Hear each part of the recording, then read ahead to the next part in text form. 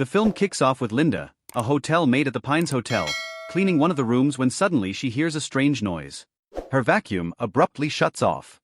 When she checks the plug, she finds the power cord has been completely severed.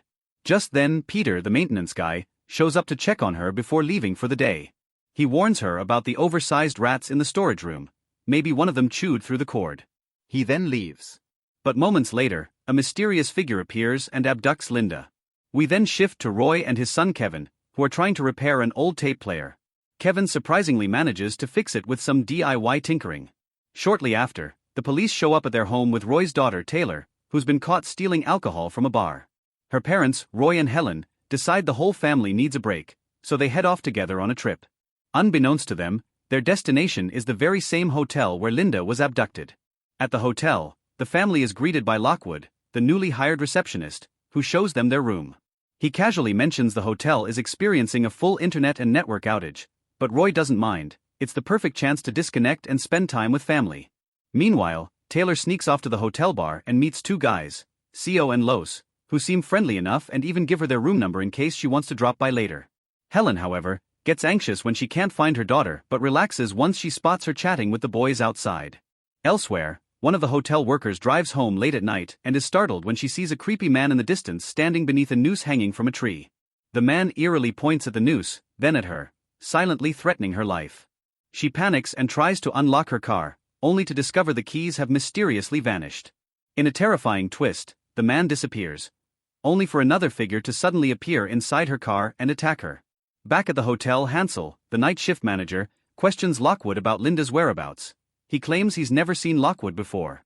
Lockwood introduces himself as the new front desk guy and offers to show Hansel where Linda is, taking him to the storage room. But in a shocking move, Lockwood knocks Hansel unconscious with a fire extinguisher. Peter soon walks in, finds Hansel bleeding out on the floor, but doesn't seem fazed. He's more focused on getting paid for installing the new surveillance cameras. Lockwood calmly leads him outside, hands him the cash, and then locks the hotel's main entrance using a private security code, ensuring that no one can leave without him. Back inside in the game room, Mark, one of the staff, is seen playing his favorite arcade game. Unbeknownst to him, someone is silently watching from the shadows. Later that night, another masked figure appears and brutally tortures Mark without the slightest mercy. Around midnight, Taylor, feeling bored as usual, sneaks out of her room to hang out with Theo and Louis.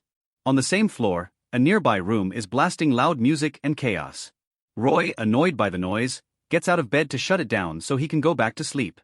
When he returns, Helen tells him that Taylor left the room without saying a word, again. Concerned, Roy grabs Kevin and starts searching the entire hotel for her. He eventually finds Louis and Theo's room, but there's no sign of Taylor. He knocks on several other doors, unaware that Taylor and Theo had gone up to the rooftop to smoke and chat. While up there, they learn that a famous band they both love is performing in town that night. They impulsively decide to sneak out of the hotel through the back exit, unnoticed. Meanwhile, Roy makes his way to the main hotel entrance hoping to search outside, but the door is locked, sealed with a password he doesn't know.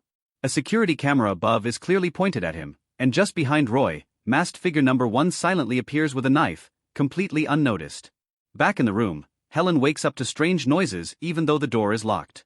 As she approaches it, she's startled by figure number 1 appearing right in front of her, then vanishing in a flash. Moments later, he sneaks in through the back door and strangles her before wrapping a cord around her neck and finishing the job. We cut to Lockwood, watching every horrifying scene unfold on a wall of surveillance monitors, murder, torture, and masked figures terrorizing the hotel. He watches gleefully. Meanwhile, Roy is still knocking door to door, desperate to find Taylor. A man named David opens one of the doors and says he saw Theo and Louis earlier in the room next to his. When Roy asks if he saw Taylor with them, David says no. Then he adds something chilling. Doesn't Roy find it odd that tonight, of all nights, the hotel's front door is locked with a secret code, the internet is down, and all the phones in the rooms are either missing or dead? Roy admits they just arrived and don't know anything. David warns him that something is very wrong tonight, and it's unlike anything that's ever happened at the hotel before. Meanwhile, Lockwood is still with the unconscious Hansel. He plays back a disturbing audio recording, then slowly drives a dagger into Hansel's body over and over again. He's clearly a cold-blooded psychopath. Roy returns to his room and is horrified to find Helen dead. In a panic, he tries to call the police, but there's no signal. David shows up and sees Roy in complete shock.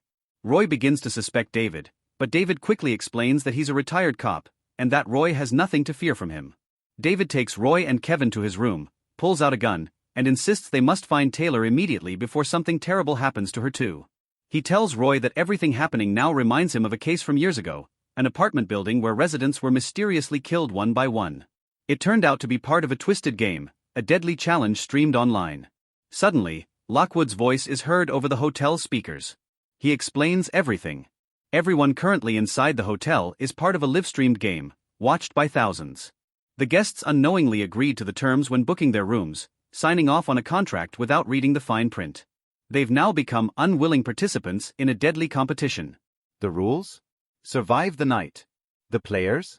A team of masked killers, each competing to rack up the most kills. And the victims? Every innocent soul trapped inside the hotel. Just like the apartment massacre from years ago, it's all happening again. Suddenly, the power goes out across the entire hotel.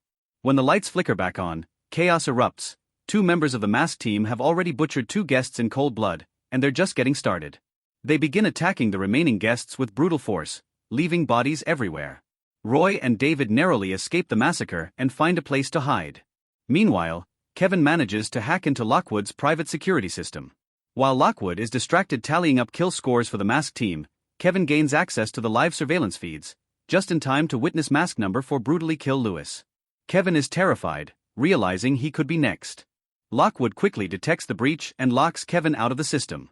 To lure him out of hiding, Lockwood taunts him through the speaker system, provoking him until Kevin panics and bolts from the room, only to be spotted by the killers. Elsewhere, mask number 2 and number 3 encounter a group of partygoers, Mensa, Michelle, and Patty, who were making too much noise earlier. They manage to capture Michelle and torture her mercilessly.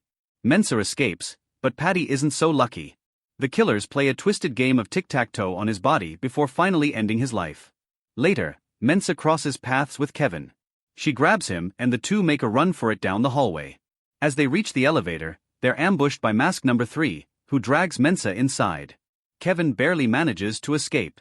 Inside the elevator, a brutal cat-and-mouse game unfolds. Just when it seems like Mensa's done for, she fights back and kills mask number 3, eliminating one of the killers from the game, but her victory is short-lived. As she tries to escape through a window, mask number 2 catches her.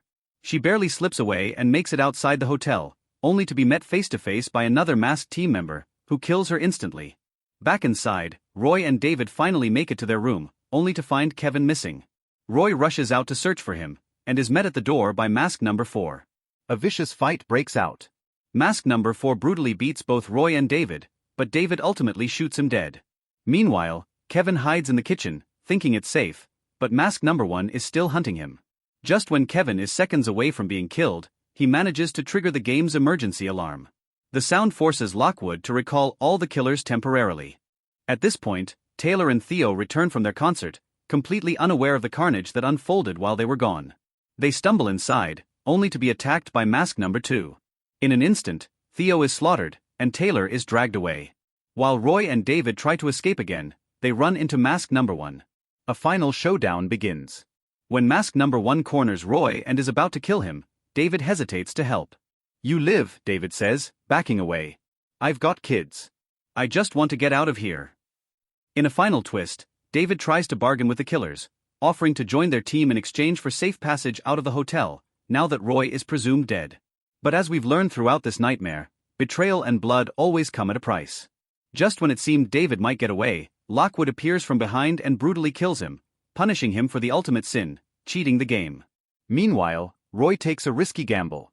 He knocks out mask number 1, steals his outfit, and disguises himself as one of the killers to blend in undetected. With that, only 2 masked players remain, and now it's Roy and Kevin versus the killers. Upstairs, we're hit with a twist. Taylor is still alive. She only suffered a minor injury during the earlier attack and managed to hide. Roy, still disguised, finally locates Kevin before mask number 1, now an imposter, can find and kill him. But their reunion is short-lived. Mask number 2 suddenly bursts into the room. Thinking fast, Roy instructs Kevin to play dead. The killer buys it, for a moment. But Lockwood, monitoring everything through the cameras, immediately notices something's off.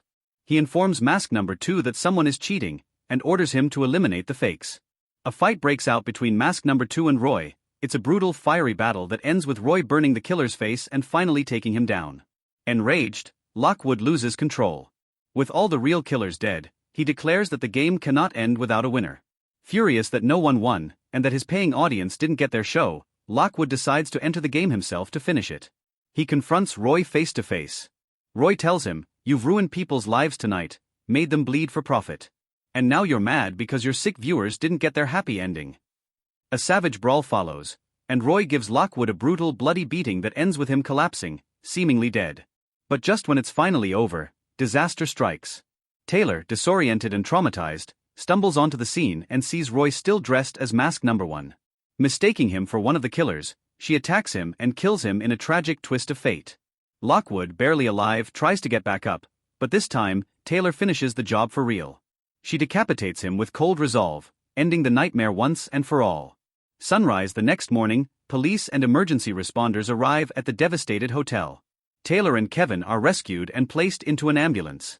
Just when it seems safe, the ambulance driver receives a chilling encrypted message from a high-level source. Get ready for the next round. The stakes are higher. The next hell will be inside a hospital.